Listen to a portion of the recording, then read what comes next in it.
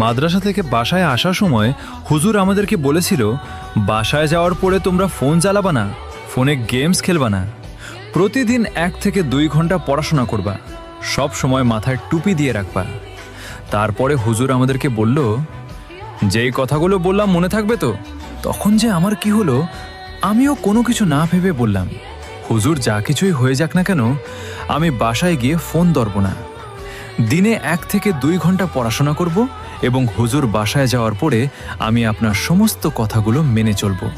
হুজুর তো তখন আমাদের কথা শুনে খুশি হয়ে গেল, কিন্তু বাসায় আসার পরে পড়াশোনা তো দূরের কথা, আমি বলতেই পারবো না আমার বই খাতা কোথায় আছে।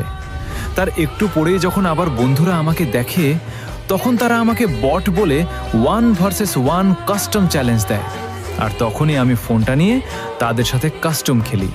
আর এইভাবে চলতেছে মাদ্রাসা থেকে বাসায় আসার দিনগুলো।